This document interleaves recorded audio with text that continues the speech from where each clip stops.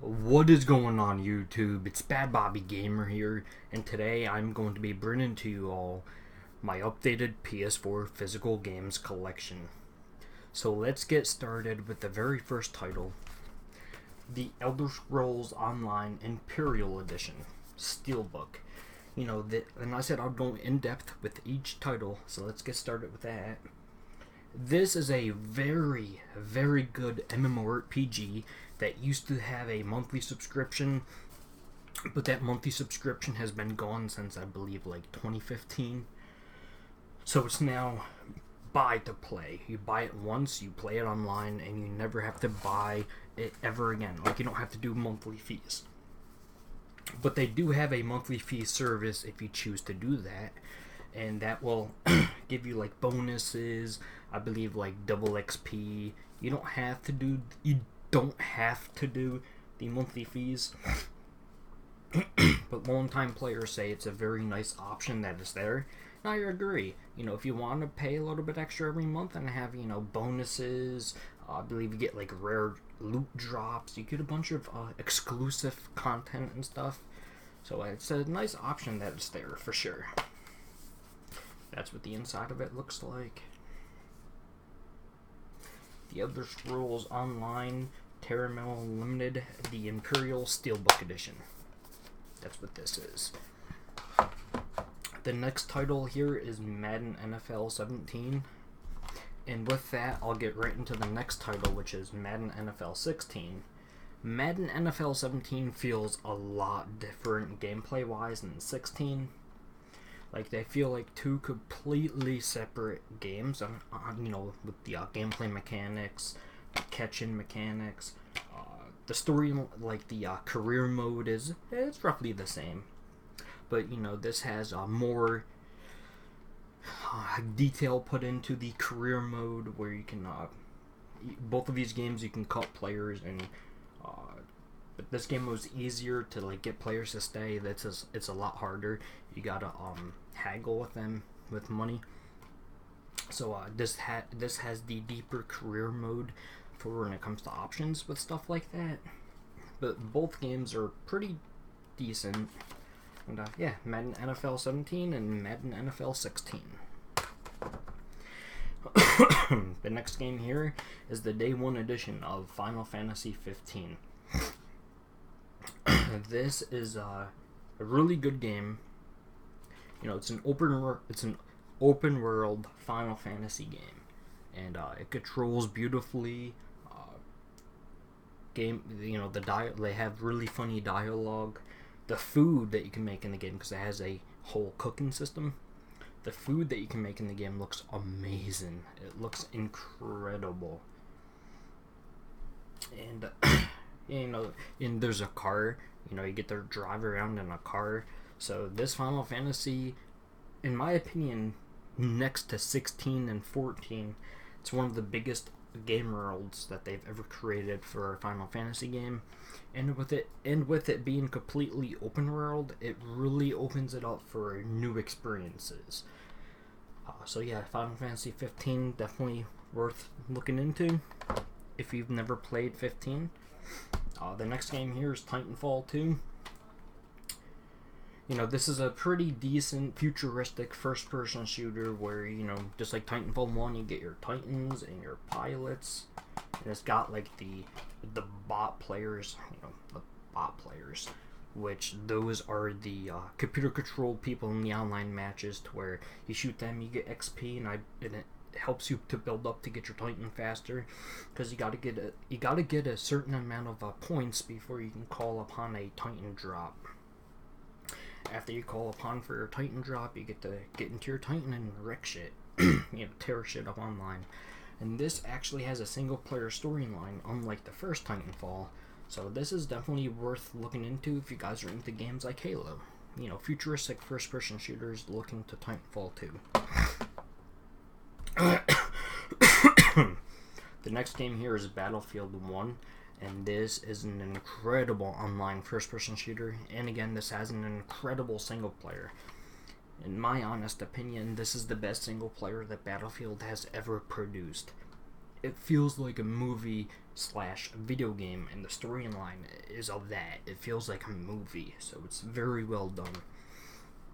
You know, it's all based in World War II, so you know you get tanks, you get biplanes, you get horses you get to ride on.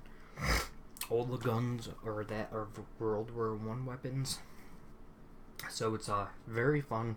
Me and Blake from Blake's Game Room often hop on this on PS4 and play online, and I can say it's an incredible first-person shooter. The next game here is Uncharted 4 Thief. Was it a Thief's End? I keep on wanting to say A Thief Among Kings for some reason every time I talk about this. But Uncharted 4 A Thief's End. This is a beautiful finish to the Uncharted storyline of games, the trilogy. It's a beautiful finish. What I mean by finish is like the finished product. You know, I haven't finished this game yet, but from my understanding, the ending is also a beautiful finish to the story. But this is a beautiful finish to the trilogy. You know, the best of the best with this, in my honest opinion. The gameplay out of all 4 of the main titles. The gameplay feels the best. The storyline goes along nicely. You know, it's at a nice pace. Game looks incredible. Plays incredible. Check it out. Uncharted 4: Thief's End. In Neo, I haven't gotten far in this game, Neo, because it's that difficult. I haven't really made much progress with this, so I can't really talk much about it, you know, because I haven't gotten that far. But okay, imagine a feudal Japan and samurai swords and everything that has to do with like ninjas and samurais. Take that concept and mix it with Dark Souls, and then give it its own flair, like its own, also at the same time its own feeling, and you got Neo. Honestly, it is a really good game, but it's very fucking hard. It's very hard. The next game here is Yakuza Zero, and this game is amazing. This Yakuza game that takes place in the 1980s, it takes place before Yakuza 1. Such a really good game. It takes place in 1988 in Japan, and it really does feel like it takes place in 1988. And all the Yakuza games, you know, you can go walk into like walk-in Sega arcades and play Sega games. And this has Sega games from that time period, 1988, arcade machines and claw machines. So everything about this game's amazing. The voice acting's really good. The storyline's really good. Gameplay's solid, just like every single Yakuza game. So I would definitely recommend everyone to go check out Yakuza Zero. The next game here is Destiny. I own this on Xbox 360. If you remember my collection video for the 360, I own it for the 360. Don't pay for Xbox Live Gold anymore, and I wanted to play Destiny again, so I decided to pick it up on the PS4 because I do have a 1-year subscription to PS Plus. So I decided, why not pick up the game again? Got it for $8, I believe, or $8.50. It was a little bit much. I would have rather paid $4 to $5, maybe even less than that. But I bought it. You know, I paid the $8, and I enjoy it. It's what I remember it being. And a first-person shooter that plays very much like an MMO that has co-op missions. It is what I remember, and I enjoy it. Until Dawn is the next game on the list, and I haven't gotten very far into this yet, but I bought this because from my understanding, when I bought it, I knew that it was like a Heavy Rain, and the other game there that I never played, that's like Heavy Rain, that's also like this game. I can't think of the game's name right now, but Beyond Two Souls. That's the other game's name. But Until Dawn, you know, from what I have played so far, it's a solid game. You know, good story, good graphics, good lighting, good sound work, very interesting story.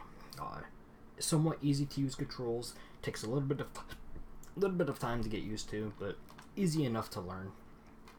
So I would recommend everyone to go check out Until Dawn. Alright, the next game here is incredible. I have fallen in love with this game. I probably have like 20 to 30 gameplay hours in this so far. But for some reason, I am still stuck on Chapter 1. My issue is I won't stop building and expanding my base in the game, and that is Dragon Quest Builders Day 1 Edition. But I bought this used, and the Day 1 Edition code was already used. Sad face. But, you know, I bought it used, and this game is amazing. You take Minecraft, you take Dragon Quest, you mix them together, and that's the perfect analogy for this game. Dragon Quest meets Minecraft, and I've played other games where it's like, Minecraft meets something, and it's horrible. It's horribly done. This, on the other hand, this is beautifully done. This is amazing. One of the best Minecraft, mashup games I've ever played. That dragon, by the way, in the background, you gotta kill him at one point in the game, and what a bitch that battle is. What a bitch that battle is. Currently, I'm stuck at a battle where you gotta fight this knight in shining armor, and you're by yourself. You can't bring any party members with you, and he keeps on fucking annihilating me. So I gotta build up potions in my base so I can bring 300 potions with me, so I can just keep my health up and I can keep the attack up. And then eventually, after I put that plan into after I execute that plan, I should be able to beat him no problems. So yes, it's going to take a lot of gathering resources to build up those potions, and I also going to need to gather up food so my character doesn't starve to death, and bring food with me so I can beat him no issues. This game's amazing. Yeah, I talked about it for a while just now. It really is amazing. The next game here is Sodor Online Hollow Realization. I think I said that right. But anyways, this, I don't like the anime at all. I hate Sodor Online. I never got the idea. I get the idea of it. It's like an MMO virtual reality anime. But it's just, I can't get into the anime. I just can't get into it. I don't necessarily hate it, but I can't get into it. I've tried multiple times. I've tried 10 times. And by episode 2 or 3, it's like, this anime is fucking boring. So I can't get into the anime. And that leads me into why I bought this game. Because obviously, if I don't like the anime, why would I buy the game?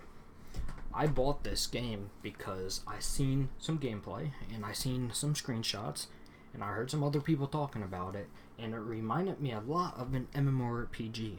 I love MMORPGs. So when I seen this, and I bought a brand new for $40 sealed, I was like, you know what? I'll give it a shot. It's an MMORPG type of game. I'll give it a shot. And so far, I'm actually really enjoying it. I'm enjoying the MMORPG elements. I don't know any of the fucking characters other than, these two characters right here. Or, I don't really even know her. I just know that character because my friend always talks about her.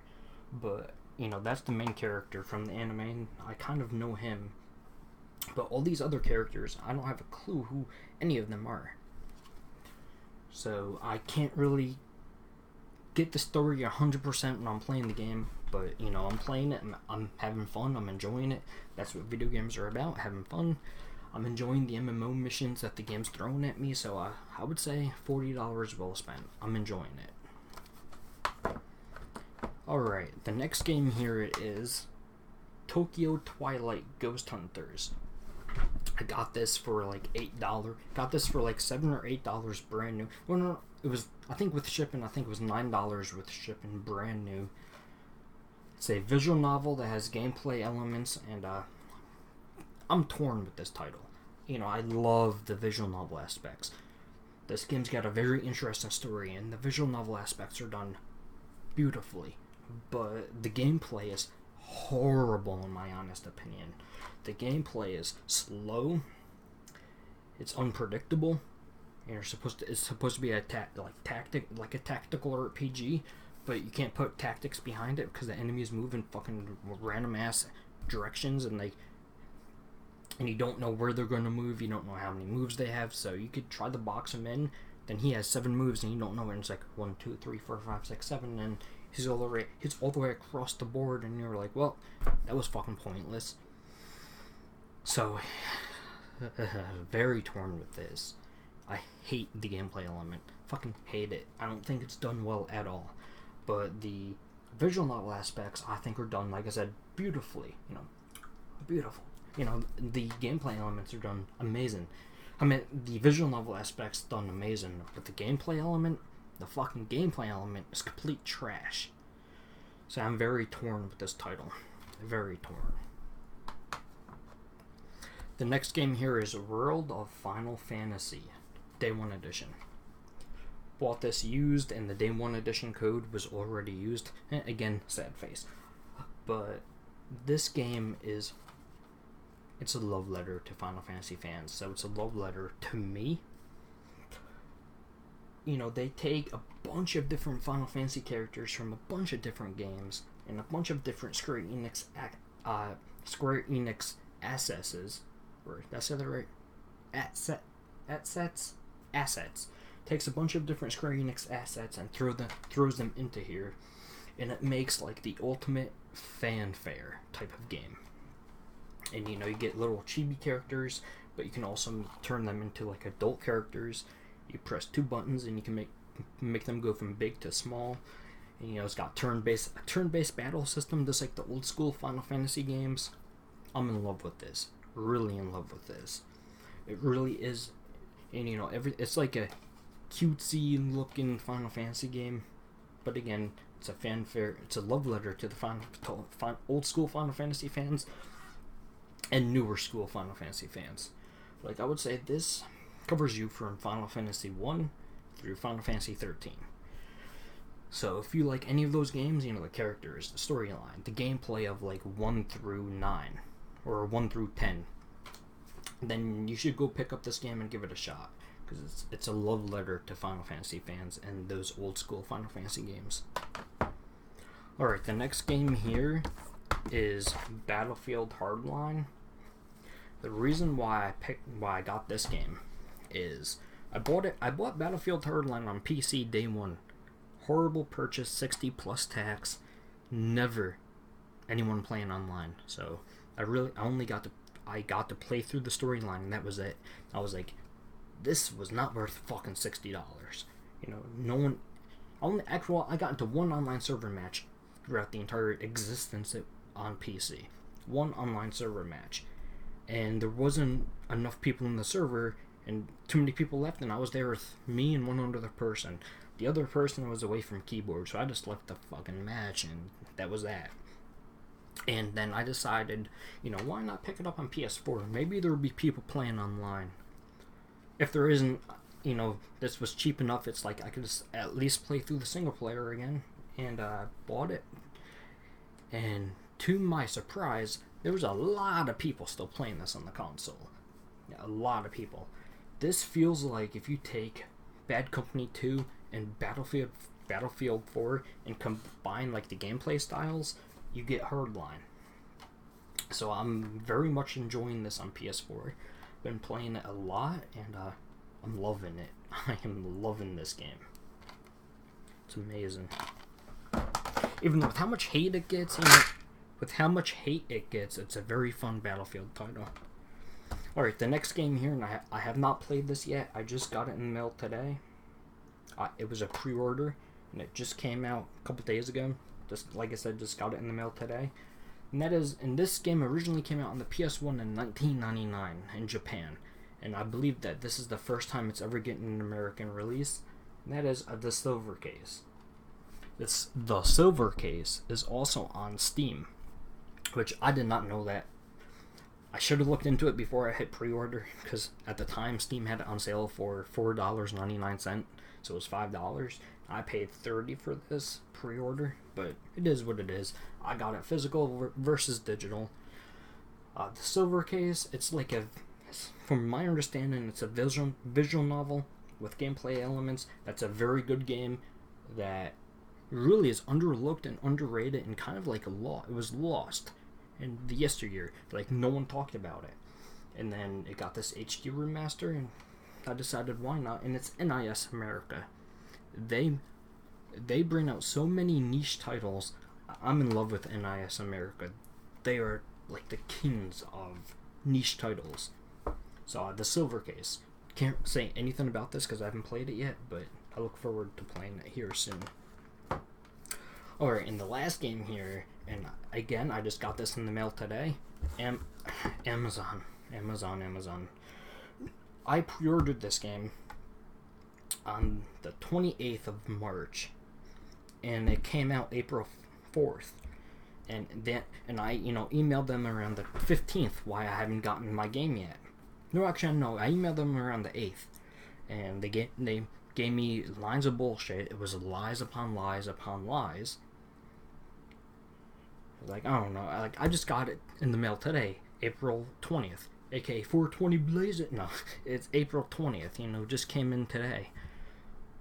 I really don't think I'm going to be pre-ordering games from Amazon anymore. Like, this was a fucking nightmare. But the game is Persona 5, and I got the Steelbook edition.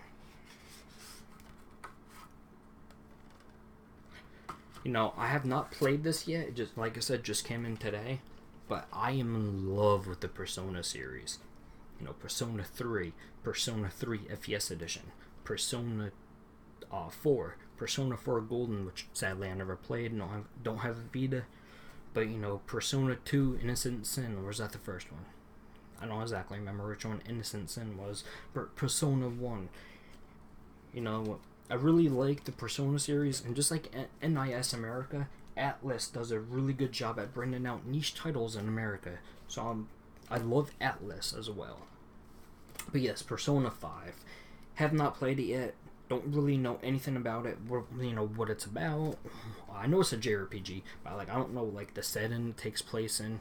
Like, Persona 3 took place in what I like to call the Hell Tower. The Hell Tower. Persona 3, very hard game, but amazing. Persona 4 is also a hard game, but very good. So yeah, Persona 5. I hope to get around to playing this maybe tonight or this weekend. I really hope to get to this game soon. Alright guys, so that was my PS4 physical games collection update. Quite a lot of PS4 games, and I just got the PS4 January 2017, and it's April 2017. I think I'm doing pretty good with the collection so far, getting games for it. I'm getting them at a pretty fast rate. So yeah. Anyways guys, thank you all for watching. I'll catch you on my future videos. Bad Bobby Gamers out. Peace.